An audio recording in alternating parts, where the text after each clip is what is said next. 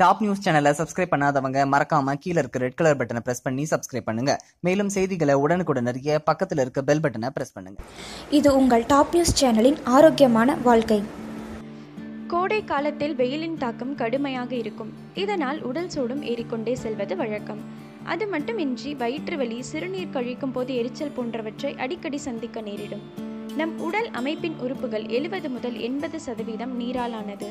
வெப்பத்தால் ஏற்படும் வியர்வை மூலமாக உடலில் உள்ள நீரின் அளவு வெகுவாக குறைந்து 20 முதல் 30% நீரிழப்பு ஏற்படுகிறது. இது போன்ற நோய்களில் இருந்து எளிதில் தப்பிக்க ஒரு சில இயற்கை வைத்தியங்கள் உள்ளன. அவற்றை அன்றாடம் கோடை காலத்தில் பின்பற்றினால் உடல் சூட்டில் இருந்து விடுபடலாம் என்று சொல்லப்படுகின்றது. தற்போது அவற்றை பார்ப்போம். கோடை காலத்தில் தினமும் காலையில் 1 டம்ளர் மாதுளை ஜூஸில் 2 முதல் 3 துளிகள் பாதாம் எண்ணெய் சேர்த்து கலந்து குடித்து வர வேண்டும். இதனால் உடலில் உள்ள அதிகப்படியான வெப்பம் குறைவதை காணலாம். உடலின் வெப்பநிலையை சீராக பராமரிக்க தினமும் இரவில் படுக்கும் முன் 1 டேபிள் ஸ்பூன் எள்ளை சாப்பிட வேண்டும். குறிப்பாக எள்ளில் ஓபியாய்ட்ஸ் உள்ளது மற்றும் இதனை அளவுக்கு அதிகமாக சாப்பிடக்கூடாது.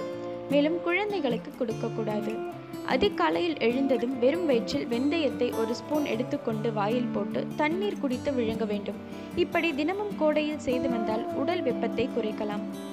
வெதுவெதுப்பான பாலில் தேன் கலந்து தினமும் குடித்து வருவதன் மூலம் உடல் வெப்பம் தணியும். சந்தன பொடியை நீர் அல்லது குளிர்ந்த பாலில் கலந்து பேஸ்ட் செய்து நெற்றி மற்றும் தாடையில் தடவி 20 நிமிடம் ஊற வைத்து கழுவினால் உடலில் உள்ள அதிகப்படியான வெப்பம் குறைந்து உடல் குளிர்ச்சியடையும். வேண்டுமானால் சந்தன பொடியுடன் ரோஸ் வாட்டர் சேர்த்து கலந்தும் பயன்படுத்தலாம். கற்றாழையின் ஜெல்லை தினமும் முகத்தில் தடவி 20 நிமிடம் ஊற வைத்து கழுவி வந்தால் அது உடலை குளுமைப்படுத்துவதை நன்கு உணர முடியும். இந்த தகவல் உங்களுக்கு பிடிச்சிருந்தா லைக் பண்ணுங்க, கமெண்ட் பண்ணுங்க. மறக்காம கீழ இருக்க ரெட் கலர் சப்ஸ்கிரைப் பட்டனை பிரஸ் பண்ணி டாப் நியூஸ் சேனலுக்கு சப்ஸ்கிரைப் பண்ணுங்க. நன்றி.